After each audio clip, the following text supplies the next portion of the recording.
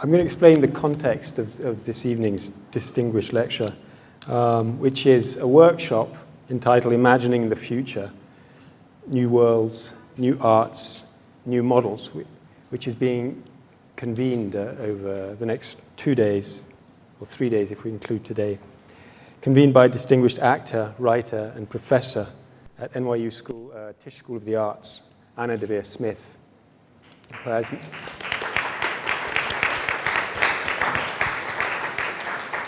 who has many accolades, and too many for me to really list now. Of course, one of the brilliant accolades she has is to receive one of the MacArthur Genius Awards. I think it's the one I dream about the most, and that's called Pipe Dreaming. Also convening this workshop, this excellent workshop, is as her colleague from New York, Gideon Lester, who I'm very grateful.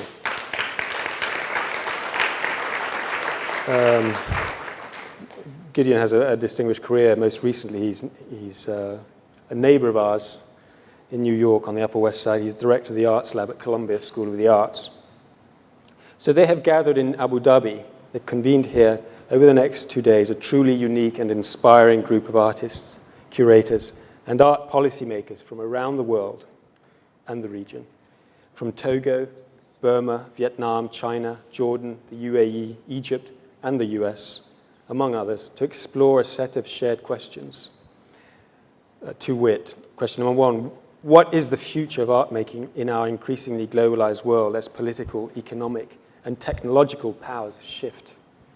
Question two, what kinds of institutions can best support and present the work of pioneering artists and provide ideal experiences for the next generation of audiences? These are very broad questions, and they really are the right people to answer those questions in the most meaningful and subtle ways.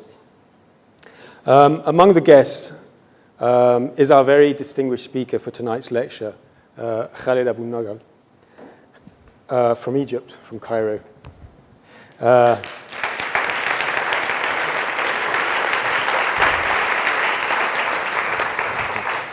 Khaled is, as you know, I'm sure you all know, I know you all know, actor, filmmaker, producer, a social activist, a UNICEF Goodwill Ambassador, and formerly, if I've understood the Cairo TEDx that you did at the AUC, formerly a water polo player for the Egyptian national team.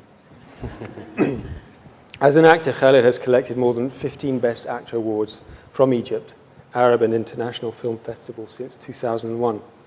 He has starred in Arabic-speaking feature films since his debut leading role in 2001 in the film A Citizen, a Detective, and a Thief by acclaimed director Daoud Abdel-Sayed. Khaled now has a vast filmography, relatively vast for his young age, and has garnered unprecedented respect from critics and audiences throughout the international film community. Deservedly, he chooses his roles discerningly and now has the luxury to do so.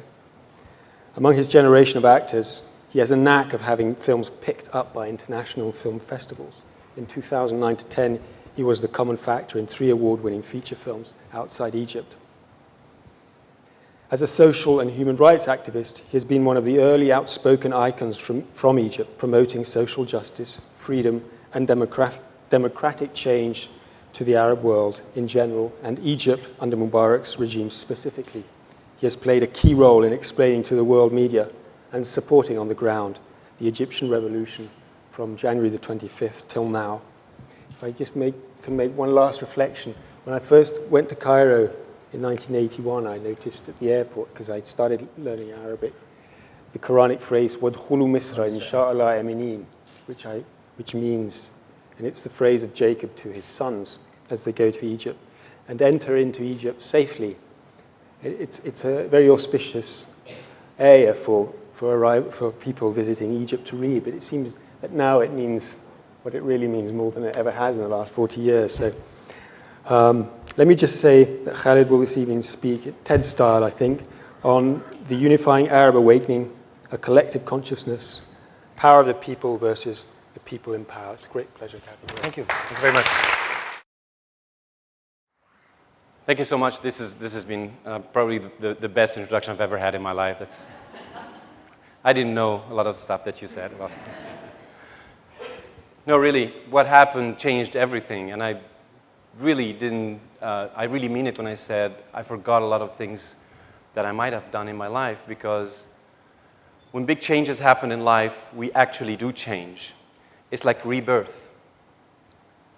Egypt is reborn. I'm trying today in this TED Talk style presentation to take you through what happened and hopefully recruit you in the rebirth of the Arab world. Ana Masri. That translates, I am Masri.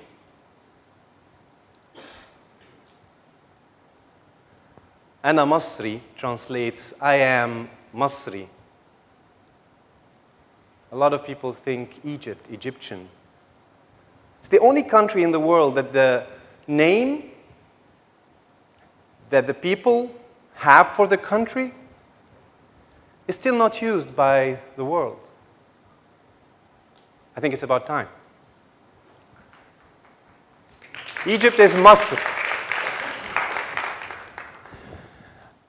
I'm going to take you to in a quick tour of my personal experience in the revolution. Also, while I was making a movie right before the revolution called Microphone, which was trying to give a microphone, a voice to the youth of Egypt, trying to express themselves artistically in their own way. The simple right of expressing yourself in your own way without having to fall into the norms or the mainstream or the commercial side of it. While I was doing the movie and while it's been released, something very interesting happened, and this is why and what this whole talk is all about. Let's talk about the power of the people versus the people in power. Well, let's actually take it one step ahead and before that and talk about power of the people. And we always say in revolutions, power to the people. Power to the people. Well, to have power, you need to have voice. And it's interesting, since we're talking about voice, and my movie is called Microphone, let's start from there and talk about the voices of the youth. Microphone. Microphone is a movie that won, by that time, 3 awards. We got one a few days ago from Istanbul, got Best Film, the Golden Tulip from Istanbul Film Festival. And so we can add one more to those 3 laurels up there. Microphone is a movie that started with this graffiti. Ahmed Abdallah, the director, was walking in Alexandria and saw this interesting progressive graffiti in the walls. And we thought, that's uncommon. We usually don't have such graffiti. We usually have writing on the wall versus, instead of art, graffiti as an art. So, interested with that, we thought we should do something, talk about this and find it. And look at this, very progressive. Anybody knows the program El Beit Beitek? El Beit Beitek? It's quite boring, and so this is an interesting marking on the TV show. Instead, El Beit Beitek, El Beit Beitek. Watch at your own. Yeah. So we go there. We decide to start our own little artistic revolution, and started right there. This was the first day in Alexandria. We started using a camera, this camera, which is actually a photography camera, like yours probably. It's a Canon one, 7D. It was the first time, and now the technology gives you the ability to use those cameras to shoot full HD video. First time in the world to shoot a whole movie using these cameras, and we had a reason for that because the movie is about young people making their expression using whatever they can without a lot of big budgets or big companies or big institutions behind them. They want to do it. You just go ahead and do it and find all means to do it. So we decided to make the movie the same way. I co-produced the movie. We go there. That's the director. This is back. That's the DOP. Actually, we were just 4 people who started this movie. We ended up being 8 shooting the movie, back to 4 editing the movie. Now we're back to the basically 2 or 3 people who started this movie. This is the whole crew. And that's unheard of in filmmaking. I'm talking about a film, like a real feature. A feature that would go to the Oscars, the Cannes Film Festival. We went to Toronto instead. Got a lot of awards. We come back, finish the movie. Great. We got gold tenant in JCC Tunis, premiere in Cairo, 25th of Jan. Scheduled 25th of Jan. Little did we know. Well, actually, we kind of knew because, believe it or not, because of Facebook and Twitter, we had scheduled revolution. It's probably the only scheduled revolution in history. But it worked. I remember me and Mohammed Hafzi, my co-producer, was talking about the day that we'll have the premiere. And he said, we'll release on 26th of Jan. That's the best date. So the premiere should be on the 25th of Jan. I looked at my calendar. I said, wait, we have a scheduled revolution. We can't do that. What happened on the 25th of Jan? Let me take you quickly. On the 25th of Jan, Ahmed Abdallah couldn't make it to the premiere. I was there. He called me. He said, you have to come. Forget the premiere now. I don't think anybody will watch our movie, unfortunately, for the coming few weeks. Come, bring your camera. Come now. And he was really tense. I've never heard him talking like that. He was very serious. I took my camera, got my camera. Actually, I noticed the press people leaving, one after the other, the press at the premiere. And I go there, and I shot bits and pieces of what you'll see. But before that, I want to show you a song from the movie. A song from a hip-hop group in the movie talking about Project X. Yes. Yeah, man. مشروع سين. Check 1 2. Yeah. الكل واقف ضدي بس انا مش لوحدي الموضوع ده مش هيعدي اعتبره تحدي مش هنحله ودي الاسلوب ده مش هيفيدني هو ده اللي عندي واللي ما بيسمعش يسمعني ناس وناس خلاص مفيش احساس البني ادمين عندنا في مخهم في ترباس كل اللي حوالينا بيجروا بس احنا في دولتنا بنسحب مش بنمدوا مزيكتنا هتغيركم بس شويه منكم سياستنا حته منكم خليها بيني وبينكم وانا عارف مش عاجبكم الحقيقه بتزعلكم بس انا مش جاي انصحكم وافوقكم عشان نمتوا مؤتمرات حكومات تستغل الانسان بالقوانين مشروع سين مشروع التحمير لاجل التطوير ديكتاتور تحصينات أمنية لحماية مسؤولين الدولة دي مظاهرات احتجاجية من فيها ساكن المساكن أغلبية من فيها حاكم أقلية رأسمالية مؤتمرات حكومات مشروع سين مشروع التحمير White crew baby That's right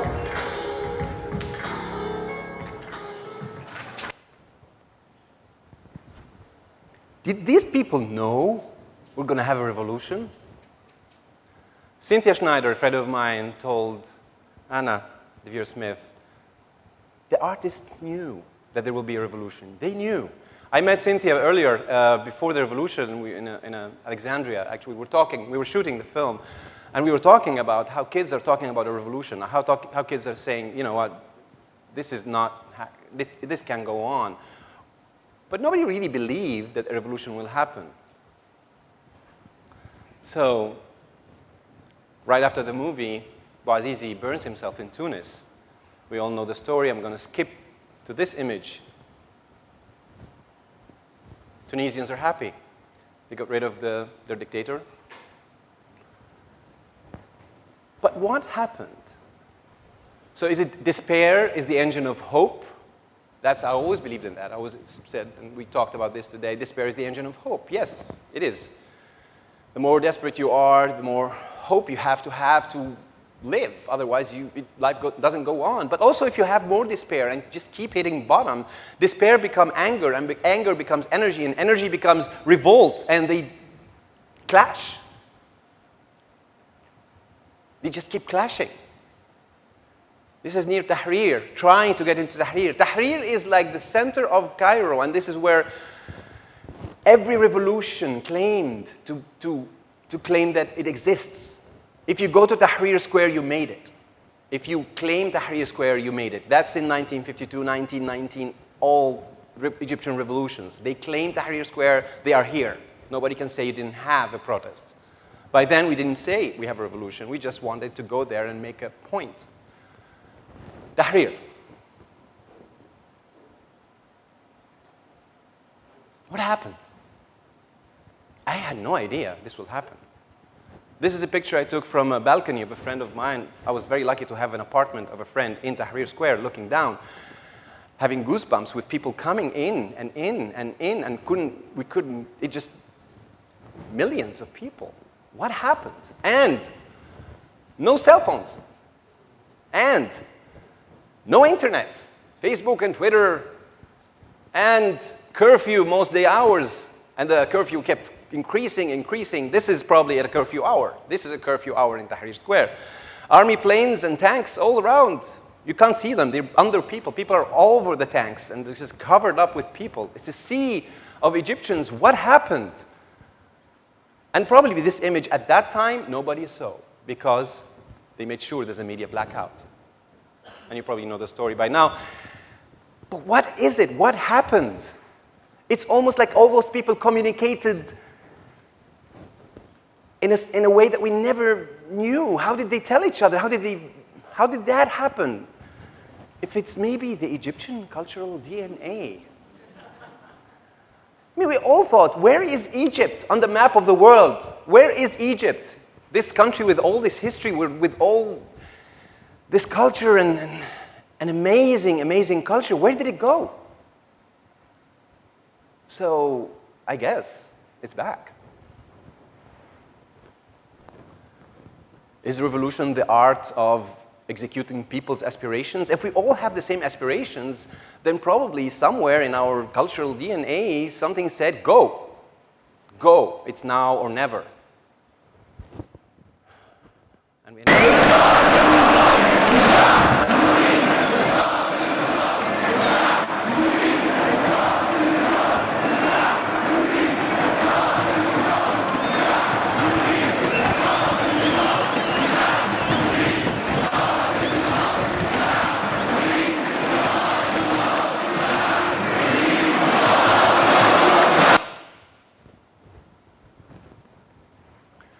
the chaos question. How come you have too many people in one spot without having chaos? Egypt, a country where usually news people go there and get harassed sexually, or allegedly, or Muslims and Christians have tensions, allegedly, or what happened? How come there was no chaos in Tahrir Square? How come? Not only in Tahrir Square, but anyway, this question answers, actually my brother, he's an architect. He said, when he was there in Tahrir Square, there was only a moment that he will never forget, and it's the epicenter, he said, the epicenter of the civilization that was in Tahrir Square. The true treasure were not the treasures inside the Egyptian museum, which people try to protect, because someone went on Egyptian television, the media was making all these claims that it was being looted. So they actually made a human shield around the Egyptian museum. And he said, this is the true treasure, is those young Egyptians who made that human shield around the treasures of Egypt. They're protecting the history. Again, they're protecting that cultural DNA, the source of it. Alexandria, same thing. Ismailia, same thing. Suez, same thing. Maybe more violent. Upper Egypt, same thing. Sharm el-Sheikh, even underwater. Same thing. Go before the air goes. And the media was showing peaceful Cairo. Nothing but the Al Jazeera. This is Egyptian television. This is Al Jazeera screen.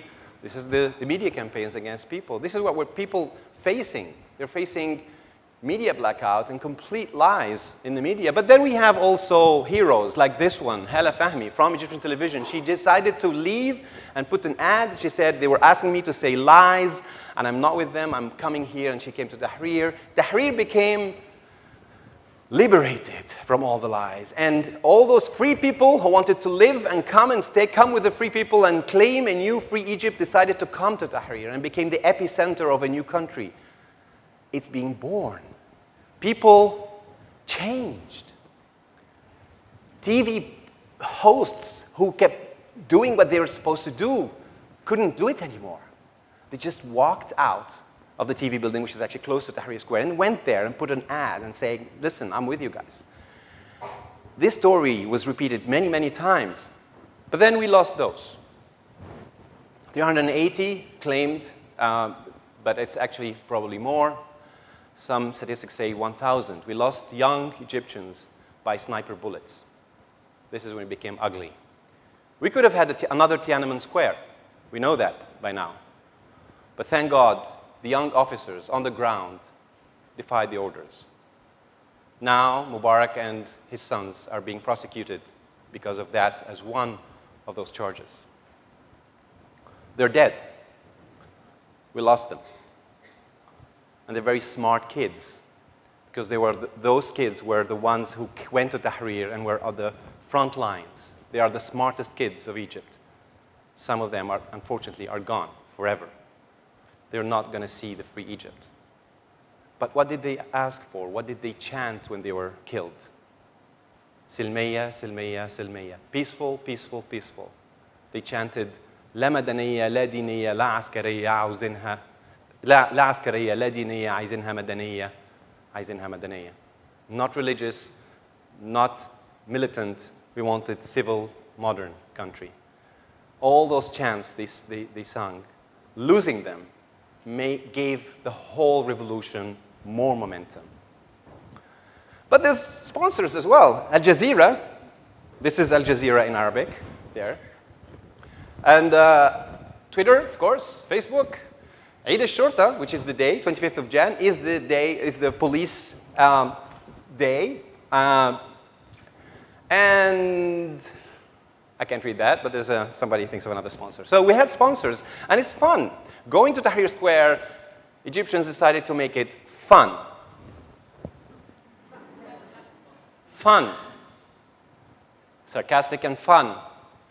He says, ارحل بقى ايدي وجعتني. Leave, my hands are aching. Please go. Mubarak. Fun. لما عندكش دم روح بنك الدم. This was for the helicopter on Tahrir Square. So they wrote, who's our sponsors? Because they kept saying they're sponsored by American CIA and Hamas at the same time. I don't know how. Look at that, recycling slogans at the street corner. So if you're tired, you want to go home, leave your slogan because somebody else might use it. And a kids-friendly revolution. You can use that flag as, you know, some kid can play with it. Sarcastic too. Creative protester. At that day, the army was supposed to go move in Tahrir Square, and we were a little bit frightened because the army was supposed to be protecting everything, but moving those big tanks might actually, they're trying to close Tahrir or something, so these guys decided to stay here. You want to move this tank, you're going to kill me. And of course, very creative. What did Lady Gaga said? Those brilliant bastards protecting their heads. And in Syria. You can see the Syrian flag. And in Syria. Yemen, you can see. Algiers, not much difference, you can tell, only from the flags. Algiers, Libya, Bahrain. Where is that? There's the Egyptian flag, must be Egypt. Where is that? It looks Arab. It must be one of those countries, right? Is there a connection?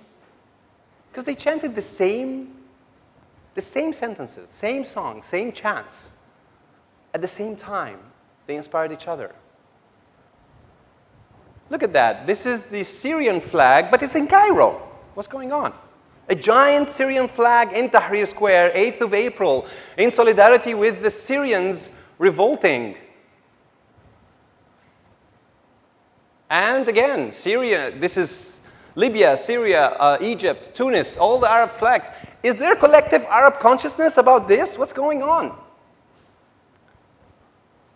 Faisal al-Yafai says, there is no new Gamal Abdel Nasser. There's no leader. There's no Nasser doing this. There's no one party doing this. He says, if Egypt resumes leadership of the region, it will do so as a model to the neighbors, not as a father figure like Nasser. This link means that whatever comes next, especially in Egypt, will probably not stay in Egypt. I quite agree with him. So is there a united Arab awakening?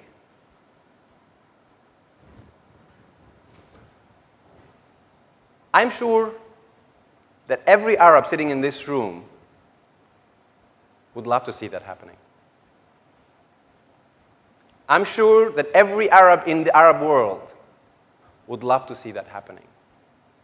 Everybody in the Arabic world in the streets would love to see a united Arab, for now, awakening. Did it ever happen before?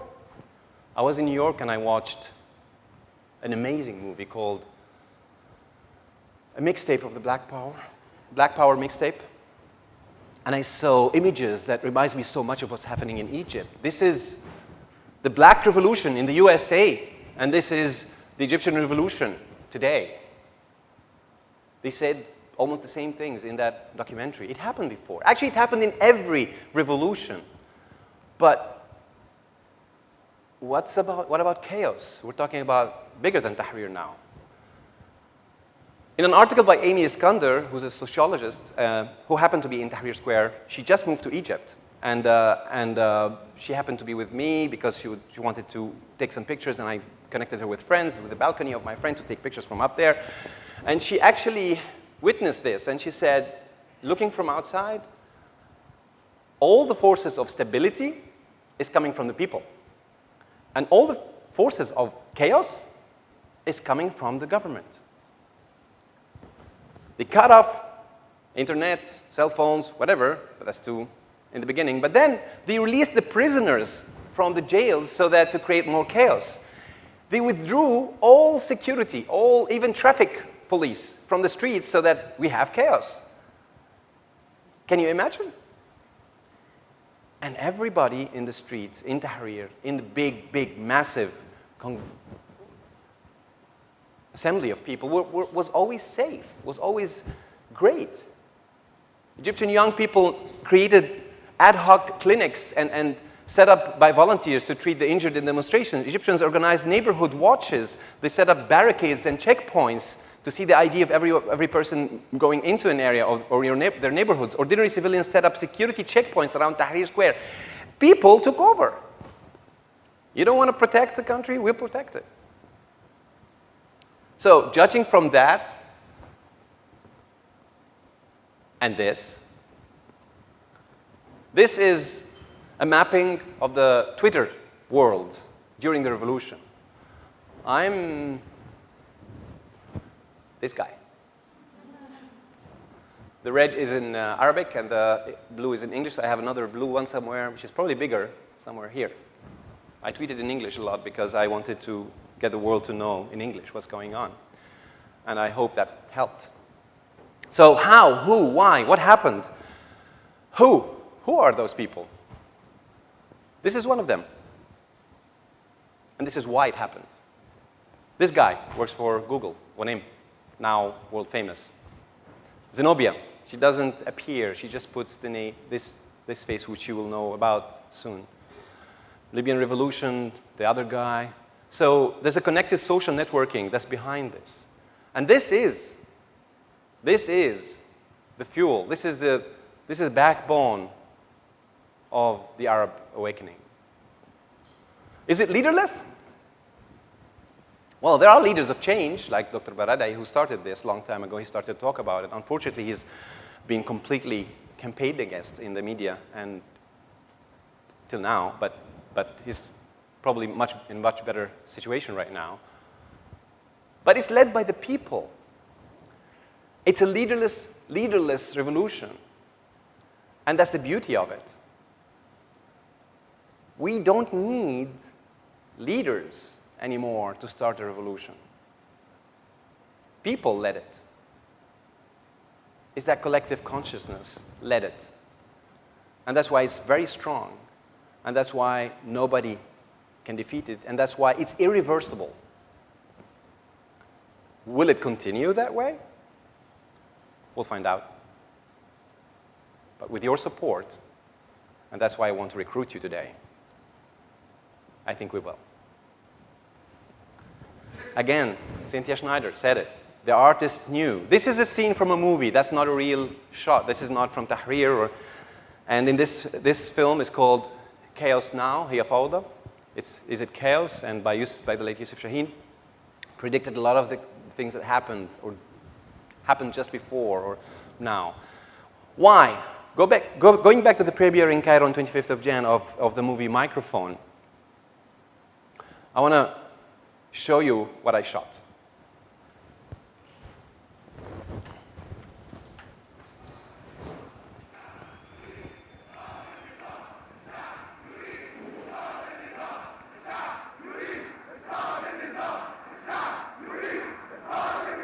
At this time, I was still in the screening of my film.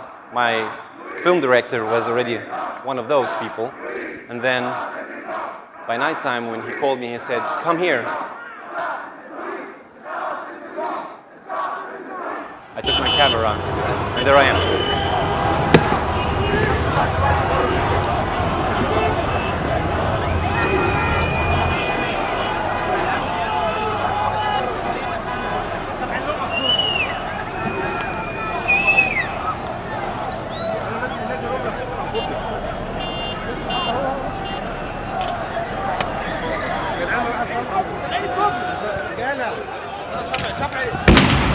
اتفضل يا عم.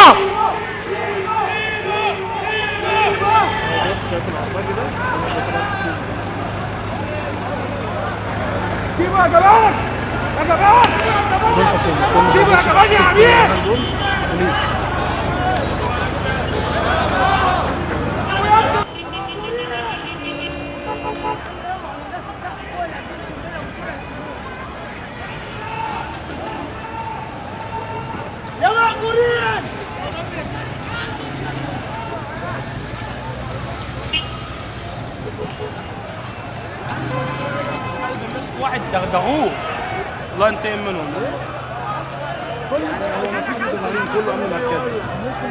اهو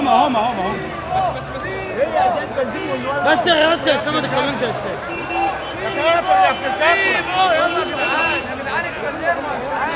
طب ايه الجمله اللي لها معنى؟ احنا واقفين معاك كده، احنا في امان يعني طالما واقفين معاك. ولا معاك ولا امان ولا لينا.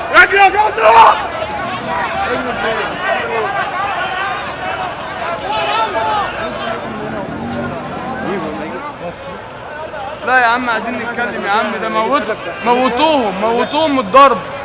ده عشان هم هيطلعوا يلفونا على الكوبري دلوقتي، يلفونا هم هيلفوا لنا على الكوبري يحطونا عليه. ده مش هيلفونا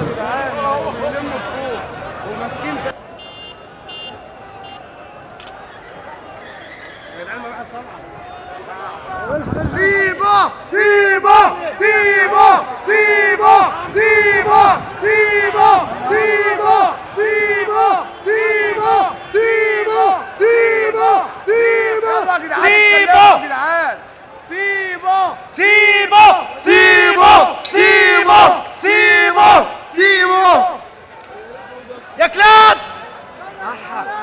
يا ولاد الكلب يا كفره. مات والله يا جدعان، والله مات. كل ده حواليه يا جدعان، يا جدعان مات والله. هيموت خلاص يا جدعان والله، كل ده بيضرب فيه يا ولاد الكلب.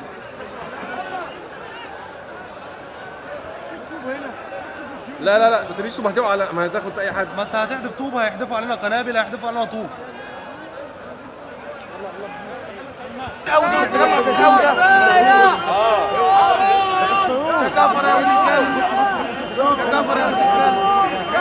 يسقط الظلم.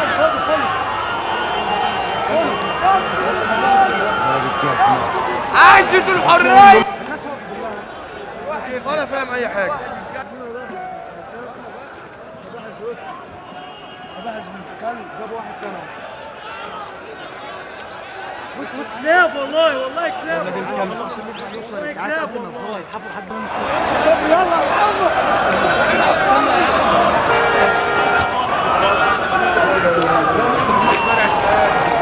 محمد.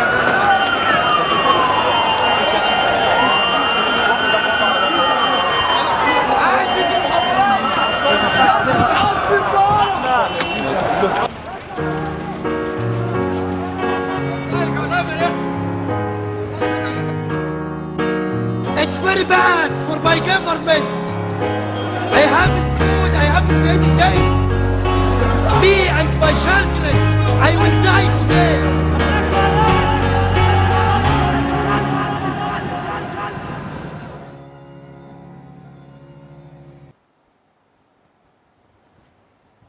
This is where it all started, 25th of Jan, the night of 25th of Jan. It is that ignited the revolution. It's not hunger, it's not people not finding enough jobs, it's not people not finding enough. It's freedom. It's claiming back your dignity.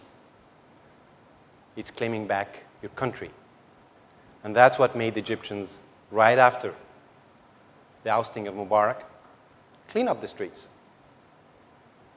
paint the streets, offer volunteer cleaning and painting of the city and cities.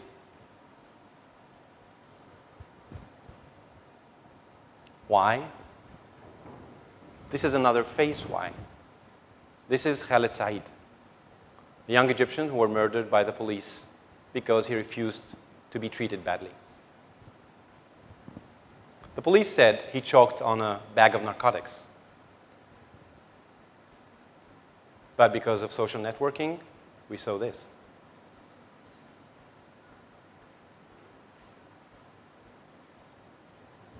Khaled Said died. And every young Egyptian social networking in Twitter and Facebook felt that it could be him, his brother, the guy next door. For a year and a half before the revolution, we were shooting microphone at that time in Alexandria where he was killed. Everybody felt a pain a deep pain in our hearts. I'm talking about the youth of Egypt. He died. Unfortunately, he will never see a free Egypt. Shadi Hamid, a writer, said,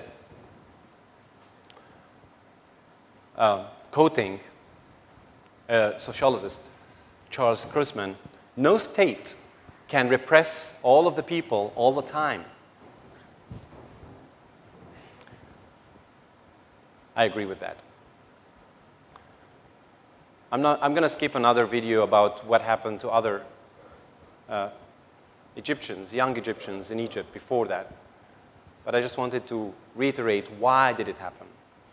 It happened because people wanted to claim back their dignity, wanted to claim back their country. So, 28th of Jan is the longest day of protest at Tahrir. Sights and sounds, that says it all. We'll see again, this one is a short clip of sights and sounds, as it is, raw footage of that day. That day, there was a fight between the Egyptian people and the police, very brutal, to go into Tahrir Square and how to claim Tahrir Square. At night, people won, but it was a very, very long day. Everybody was very tired. Everybody couldn't speak because when you shout and chant all day, you lose your voice. So what did these kids do when they lost their voice?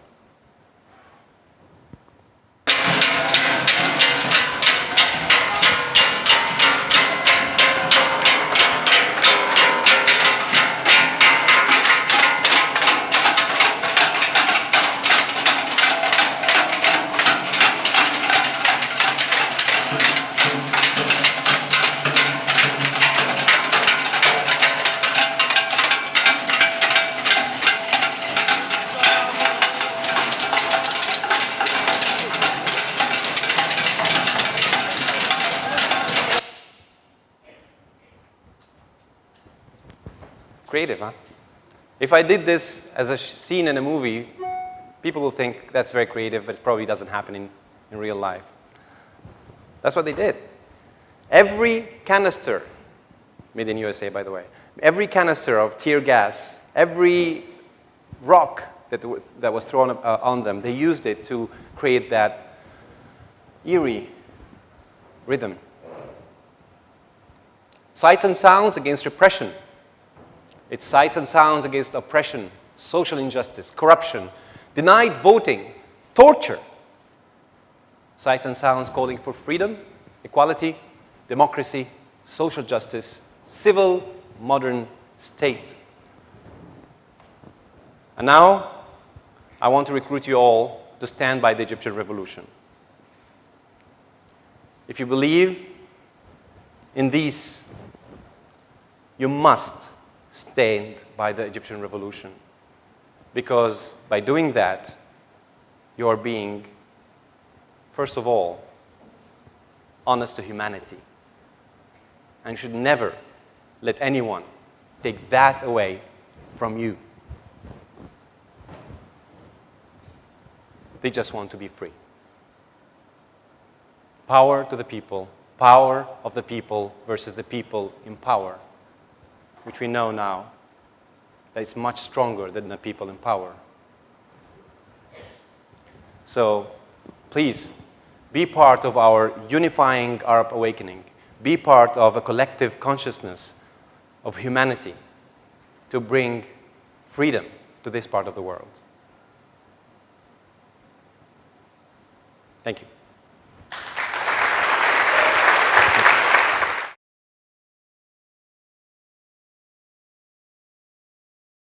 Thanks. Extremely powerful, moving. Thank you. I think we feel privileged to have shared that. Thank you very much. Were you behind the camera taking those? Yes, most of the shots you saw is me shooting. We have a Q&A now. We're going to start with Philip, and then we can ask questions.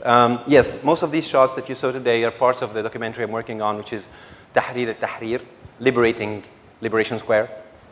And it's, yeah, it's by this little camera that I used shooting microphone. It's the same camera that shot microphone. I'm sorry for the quality here. The quality is much better, but I had to make it small so that I can put it online and be more mobile. But yes, most of these are shot with a small camera like the photography camera that the photographer is using here, but they have a video capability, which is actually good because you can always shoot in demonstrations. If you're shooting officers, they don't think that you're shooting video, so they think it's photos, so it's not that intimidating. So, and also in the film, for young actors, it was very easy to use it because they didn't feel intimidated by being shot with a video camera. So they were really, it's a really nice trick that we used in the film and in the revolution. I have one question, and it's kind of a broad one. That's to consider the time before the period that led to this, and then and how you foresee the period coming after. And I'm thinking specifically about you as an actor and the films that you play in. Of course, anything that's pre-January the 25th is, whatever the film is, it's going to have a scene where, and I was watching the film of your Kashf al-Hisab the other day. I was watching that.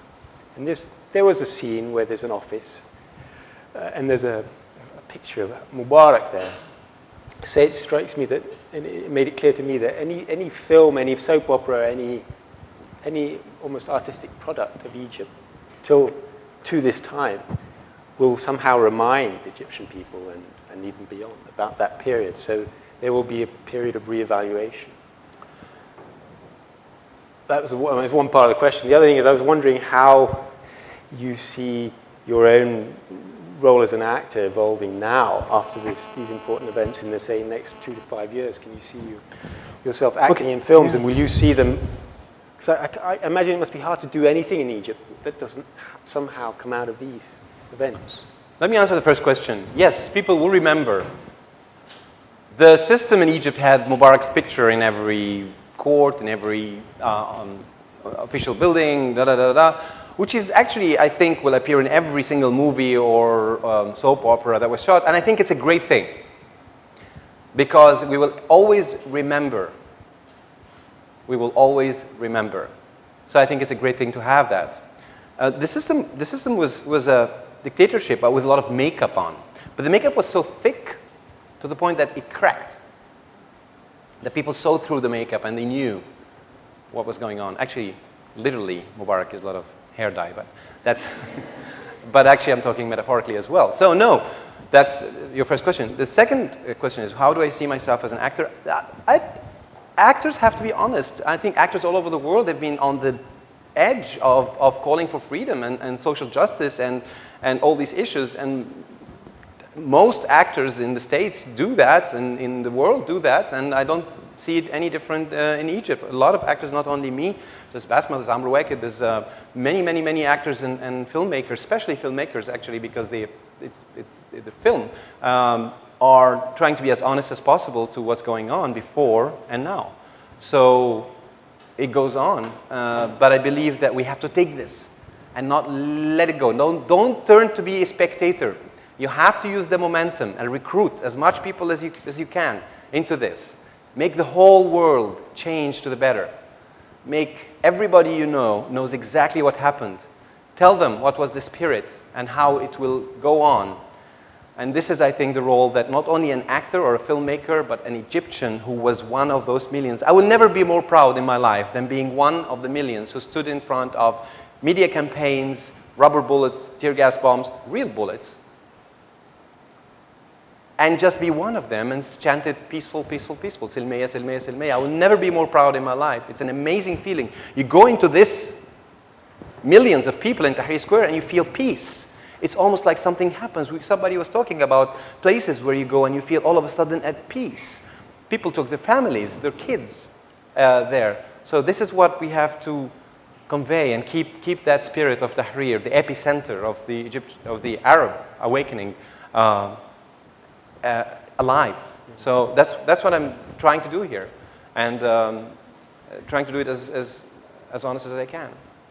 One more question from me. I know that your thoughts about unity and the unifying aspect of this. It's easy to see how what you've told us about the solidarity that was there and that continues. But it's something that seems to be also very particularly true to you, because I've noticed in interviews that you've given before, I mean, even a year ago, There's one interview you gave at the Asila Film Festival where, I don't know what the question was, I think I only saw the answer, but the answer was clearly about your vision of Arab cultural unity. It's something that's very important to you, it seems. It's not important to me, it's important to every Arab. There's an interesting article that I read, very interesting, I'll try to remember the exact sentence, it was in English, it was great. That's what actually a lot of people in the West is missing. That what's happening right now in this region is a revolution of one people. It's not a revolution of the Egyptians and then the Tunisians and then the Libyans. This is why they affect each other. The proof of my idea, of my belief of a unified Arab awakening is that none of these revolutions had a leader who told the others, you have to do like this or follow us.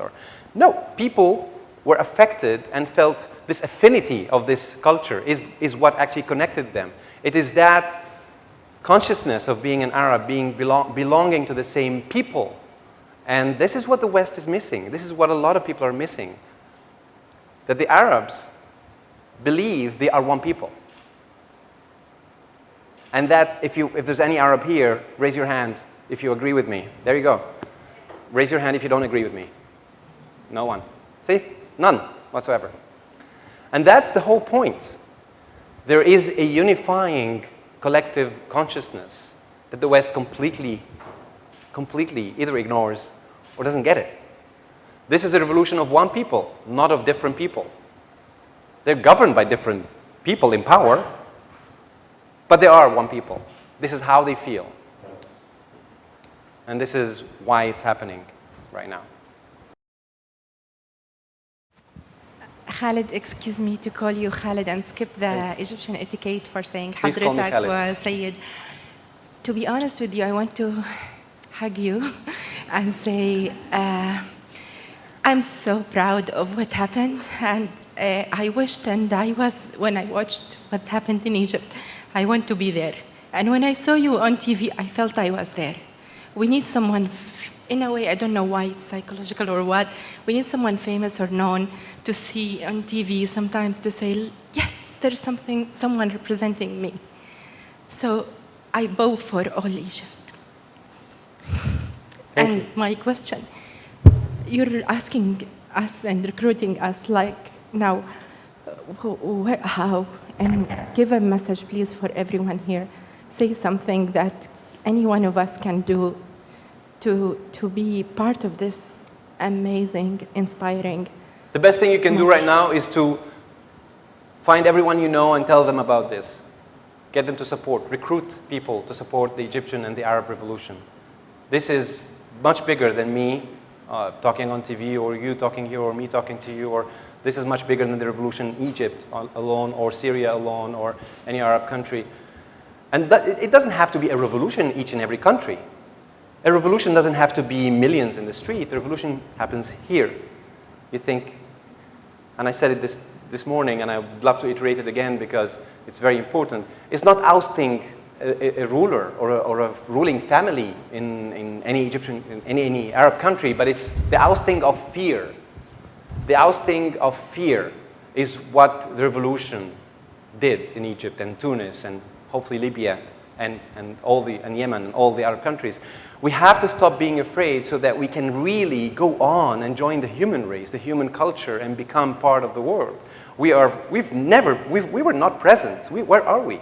We were not there. We've been ruled by some rulers who basically voted for us, basically took all the decisions, and I guess we don't like it. Thank you. Hi. The collective consciousness has demanded more accountability and more transparency. Are the individuals that took part willing to rise up and take on the mantle to become the new leaders who are strong enough to withstand the responsibility of leadership in a transparent way? That's a great question. That's the question of the hour, as they say. This is what everybody should be asking right now. And I think a lot of people are asking that question right now. But again, anytime a revolution happens, it changes a lot of things. It completely shatters old theories. And it was a leaderless, but had a lot of leaders. I mean, everybody there was a leader. And politically, and like to take things into a practical sense, you're right, you might, oh, I forgot about that.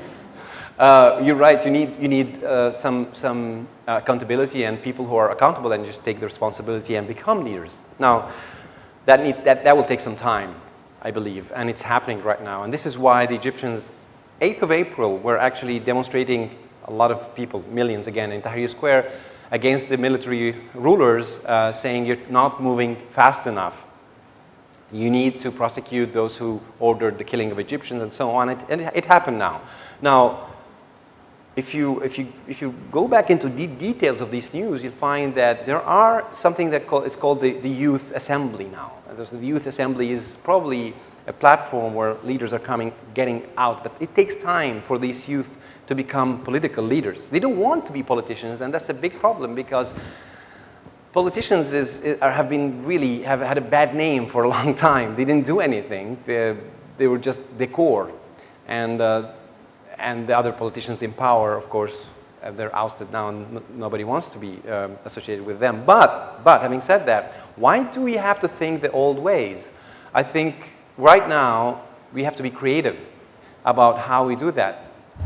I mean, why don't we use technology? And do we really have to have few people elected to take decisions for us? Why don't we use Twitter? Yeah, every day, not for a revolution. And it's possible. Why don't we use telecommunication? Why don't we use internet to decide on everyday decisions? The whole country can just text and send. Everybody has a mobile now, and we can do that. I mean, let's be creative, and I think we're reaching this time where we don't need leaders. The leaders are the people. And I think there are ideas going in that direction if we didn't find the classical kind of leadership. Hi, Khaled. Hi. I want to hug you too. Nazi, hi. How are you? Khaled, are you concerned with the rise of fundamentalists and Salafis in Egypt? Are you concerned that the revolution might be hijacked by these people, something that happened in 1979 in Iran? Good question. During the revolution, I appeared on, I think, in 3 days on BBC twice and Al Jazeera twice, English. Because during the revolution, the classical way the system during Mubarak era used always was telling the whole world, oh, it's the Muslim Brotherhood taking over. Oh, this is not anymore the young, educated, young people doing this revolution. They were, but they're not there anymore. It's been hijacked by the Muslim Brotherhood. So I had to appear on all those channels to basically tell them, no, it's not. This is propaganda. Right now, in the news, you'll get a lot of that propaganda too. Since the Muslim Brotherhood are actually broken up, because what happened in Tahrir is that in this square, there was young, old, men, women, families, kids, Muslims, Copts, Muslim Brotherhoods, other party members, people who have any political association whatsoever. Everybody, wealthy, very poor, uneducated, educated, everybody was there because they were all united on one goal, that they all felt Egypt deserves better. Egypt deserves better. All of them. So what happened was, it was a melting pot. For 18 days, those people met. And not every day, same people met, so there was more. So actually, it's probably much more than what you see here. And in every big square in Egypt, those people met, and they're all from different sections of life,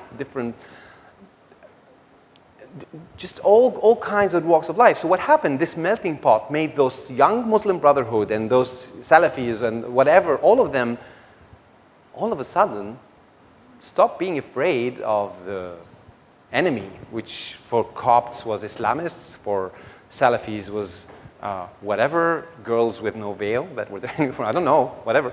And so every single person there in these 18 days was in a melting pot seeing the guy next or the girl next door that he never really talked to, and they were actually revolting together. And this is an amazing bond. You can never break that. They protected each other from violence from the government. They protected each other for they told their families that they're together. They comforted each other. They slept and they ate and they talked for all this time together. So there was a melting pot. And this is why what happened is now still being digested by the social fabric in Egypt. A lot of people who were there knew better now about the other. And they found out, guess what? We're all the same. We all want the same thing. And this brotherhood, this bond, changed the society. So when you hear about Salafis or Muslim Brotherhood or whatever, you'll be surprised that there are probably leaders with no followers anymore. A lot of them, and this is, you've probably heard the news, that even the Muslim Brotherhood in Egypt have big problems with the younger generation, which was in Tahrir Square. And they feel like, you know what? No, we're not going to follow you. You can do whatever you want. But no, this is us. We're all the same. This segregation that was led by Mubarak's regime fell in 18 days. I talked to a lot of Muslim Brotherhood and Salafis during Tahrir protests. And most of them, although they didn't say it, but I can see it in their eyes, it's like, we had no idea that we're so much alike. We all have the same aspirations for this country. We all have. So there was this amazing confidence and this bond that happened, and I think it's breaking a lot of those. You'll hear a lot of that because it's what the press like to munch on. It's also what the West is trained to or has been getting for so long. And also we have the Iranian example. And that's why people always, oh, is it going to be like Iran or like Turkey? Well, it doesn't have to be like Iran or Turkey. It's going to be the Egyptian experiment. But the more people supporting it, morally and physically, the more we are sure that we will win, that we will prevail, that freedom and democracy will prevail. Khaled, thank you for your presentation. Thank you. I'm a very big fan of your movies, actually. Thank you. We always fight with my wife for watching your film. But anyway, it seems that the Egyptian revolution made a big impress for many people. For me, I think it is a kind of, for many ages, we have lived for a long time under depression. It seems that like an elephant, it's not easy to be irritated, but once it comes angry, it will never stop. But I'm a little bit afraid about this revolution. When will this elephant stop and look back what is going on? And how do you see this revolution after 5 years from now? Thank you. Good question. I hope the elephant never stops. The elephant is the momentum, and we should use it. That's what I'm saying. We should never be spectators. We should never نتفرج. We should always keep going, because this momentum is what will keep it alive. And I know what you're talking about. I know why you're asking the question, which is you're afraid of there's too many demonstrations. How about the economy? How about the life? Life can go on. Guess what? These protesters answered that. We're going to protest on Fridays. It's the day off. It's the weekends. We can protest on weekends. So they protest on weekends now. What do you want? They sold that for you. So, but of course, you get years and years and years of labor, like the workers of Egypt, for example, who have been fighting really horrible and horrific situation at work. Minimum salaries, the rights to have contracts, the rights for health care. Nothing of that was happening. So of course, when you get young people making a revolution, ousting the president, they will make a revolution to oust their manager or their head of staff or whatever. Of course, that's why you find the whole avalanche of these little things. But it will take some time until things cool down a little bit. But people found their weapon. The Egyptian style. Go, massive, everybody. Go and make a big protest and keep pushing until you get what you want. It worked. And everybody now knows that it works, so nobody wants to be a spectator. They want to keep going. And I think it's a great thing. I know why you're afraid, but it's a great thing on the long run, because now Nobody can take that away from you. Nobody can take your rights because they know that you can always protest and get it. Which was? How do you see this after 5 years? How do I see it in 5 years?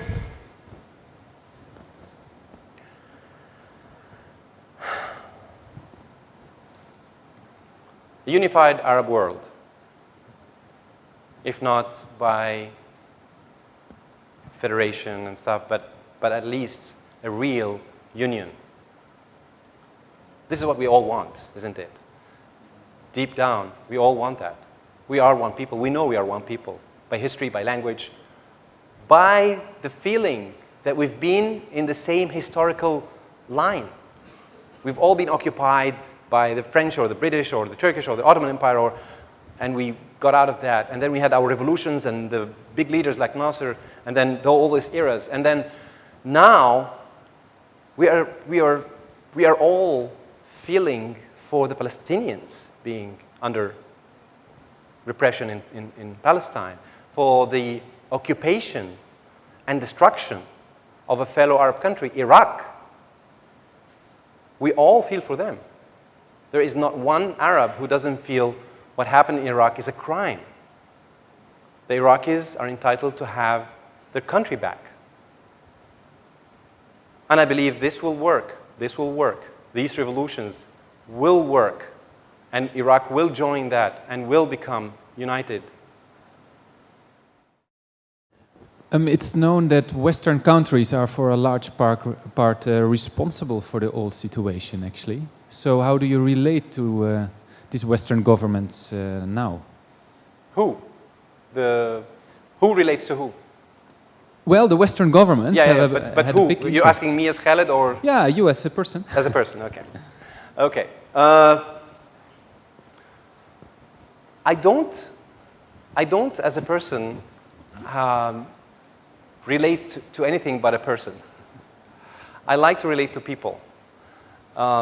Countries and cultures, I don't find it right to relate to.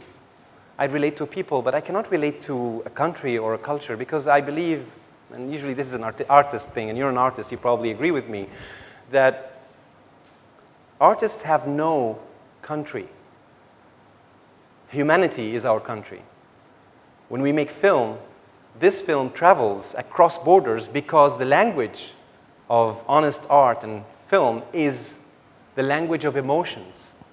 It's not the language of Egypt or Arabic or Islam or Dutch. It's the language of emotions. I saw this amazing movie. It's called La Quattro Volte. If anybody saw it, Italian movie in MoMA's New Directors, New Films Festival. And it had not one word, no dialogue. And it was wonderful. So if you make art as an artist, you actually, your language is emotions. You're actually talking feelings. And that's universal. That's human. So to me, to relate, to answer your question in a better way, to me, I don't relate to countries. I don't relate to I can judge politics, but not countries. Of course, the people, the Egyptian people, don't give a damn about Obama's support or Clinton's weird, sometimes, statements. It only proves they have no clue what's going on. In the fourth day of revolution, said Egypt is stable. And now we need to teach our kids to do like the Egyptians. So it's really Egyptians and Arabs don't give a damn about what the West is, because the West, was always dealing with this area of the world, not at all according to the values of the Western culture. They dealt with this part of the world as imperialists, basically, which is basically what you can get out of it and how you can just keep it there. Not as, and for example, it really annoys me when you hear people talking about the Egyptian revolution, usually in the US media, it really annoys me when they start speaking about Israeli security. People are being killed in Libya and Egypt, and like, what are you talking about? So it's really annoying. And I hope at some point they reflect back and see how horrendous is that. You know, it's totally against the Western values, cultural values. So the young people, if you ask anybody, they will say, you know what, we don't give a damn about the West. We don't have a problem with people. We have a problem with policies. Many people in Tahrir, just before the revolution, a lot of people were saying, you know what, Mubarak, fine, just go. You know, we don't want, but he lost the chances. So it's not really, I think people are very mature in the Arab world because of all the history of occupations and whatever. And now I think people think, you know what, we know that the Americans are against this and against that, the people, but the policies are horrible and they have to change. And they will never happen until you have a united Arab world where the votes of the people and the will of the people really takes action, not few people in power taking that action on their own. It's a big question. Hi, Khaled. Good job, by the way. Thank you. Egypt's made all Arabs proud, including a lot of people here in the UAE. However, just out of curiosity, how does it feel speaking about this topic in a country that's considered sheikhdom? That's considered? A sheikhdom? Sheikhdom? Oh, with the ruling family? Yeah. It doesn't matter, really. The title for this talk was the United Arab Awakening. And somebody in the public affairs felt it's a pun. And I didn't see it. I felt it's a nice name. It's like United Arab Awakening. And I changed it to Unifying Arab Awakening, just, you know, because I didn't really intend at all to you know, have a pun there or anything. And I think somehow I had to say that to answer your question first, because there are people who are very sensitive right now. Today we talked about artists from Vietnam, from Burma, and a lot of people around the world are saying that the governments are really becoming very sensitive because of what's happening in the Middle East, because of what's happening in the Arab world. And I think whoever is getting sensitive to that point should probably revise that. That's why I'm coming here to recruit, not to revolt, not to... Revolutions doesn't only happen violently. I mean, we tried to have a peaceful revolution to the pretty much it was peaceful.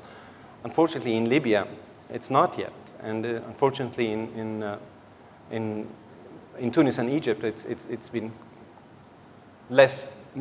more peaceful in Egypt. But it doesn't have to be violent. It doesn't have to be getting people out of power unless you have to. So I'm not asking for people to get every people in power out of being in power, but I think it's time for them to revise what power they have and should give that power mostly to the people, which should be.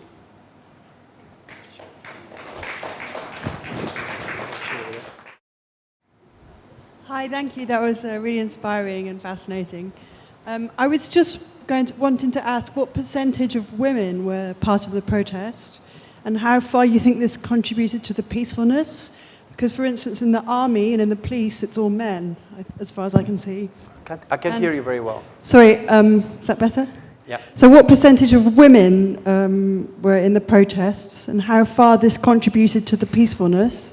For instance, in the army and the police force, as far as I can see, it's all men. And are women as well represented in other Arab uprisings? Okay. In the beginning, it was a lot of kids. Some of them were girls, very courageous girls. Anybody on Twitter following the Egyptian revolution, if I go back to this, I'll show you how many almost are there. If anybody can read names, but these are names of Egyptians on Twitter during the revolution, and probably more on Twitter were women than men. So there's a lot of women supporting the revolution, if not in the square or in the streets, they were supporting it big time. Names like Zenobia, she's very famous. She's this big circle there, the big one. That's Zenobia. See the blue big one? That's a girl. There. That's the biggest circle blob in Egypt there. So she's doing more than maybe all these men together. So there's a big percentage of help and support from women. In the streets, it started with young kids because of the violence expected. And then once we claimed Tahrir and we had a safe haven for the protesters, there were families, kids, women, girls. A very famous girl, NYUAD, she was appearing in every single talk show. So there's a lot of girls in there. And it really helped a lot because it gave a balance. So again, it's not only those men and so on. And it also, again, with the melting pot theory of mine, worked very well. Because it was not just guys, there was this female energy that when it's in one place, everything becomes more civil and more, I can't explain it in English, but in Arabic we have a word for that. الناس بتحترم بعضها كده. But no, there was quite a number, especially after the 28th, which was the big day when everybody lost his voice and they were just banging. That was all guys because that was a very long day. Everybody else left, all families left, all older men left, and it was just young kids who lost their voice and they just had to bang until they claimed Tahrir. And that was the day with only kids in the street, guys in the street. But then after that, it was everybody was in Tahrir. I have a question. You have mentioned several times to spread the word. I'm not an Arab, but I become very interested after seeing this. So you mentioned several times to spread the word. So could it be one of your visions to have a unified Arab for the whole Middle East, like European Union, something like that? Because I was wondering, you mentioned several times to spread the word. So absolutely. Arabs in the room, raise your hands. There you go. So it's for the whole Middle East, United Arab. United That's your vision. Arab Thank you very world. much. So please support our dream. And let's finish this with my favorite video clip of the revolution.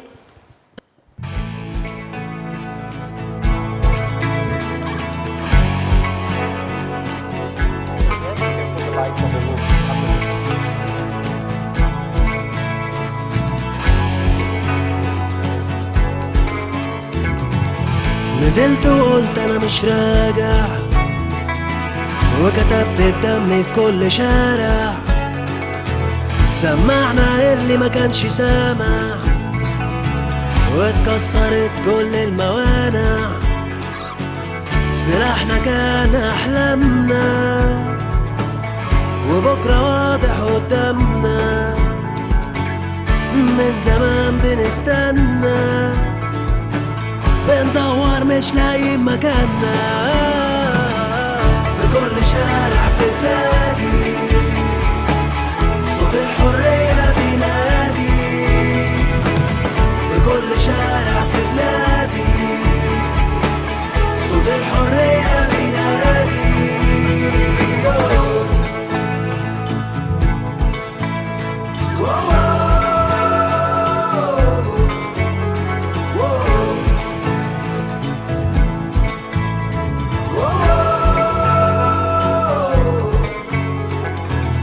رفعنا راسنا في السماء والجوع ما بقاش بيهمنا اهم حاجة حقنا ونكتب تاريخنا بدمنا لو كنت واحد مننا بلاش ترغي وتقول لنا نمشي ونسيب حلمنا وبطل تقول كلمة أنا في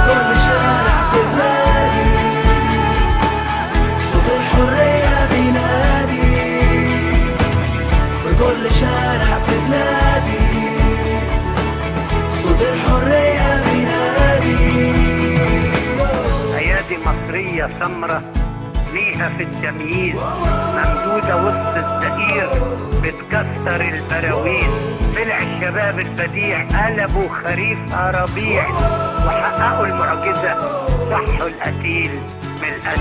اقتلني قتلي ما هيعيد دولتك تاني. بكتب بدمي حياة تانية لأوطاني. دمي ده ولا الربيع الاتنين بلون أخضر وببتسم من تعدي ولا أحساسي. في كل شارع في بلادي صوت الحرية بينادي. في كل شارع في بلادي صوت الحرية بينادي. في كل شارع في بلادي صوت الحرية بينادي. في كل شارع في بلادي صوت الحرية بينادي. في كل شارع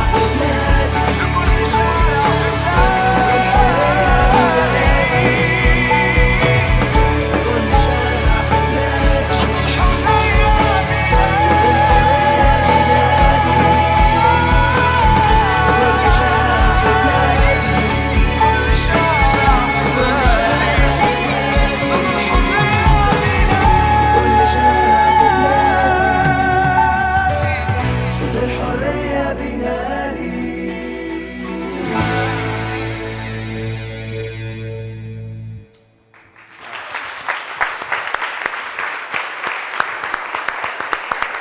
Thank you.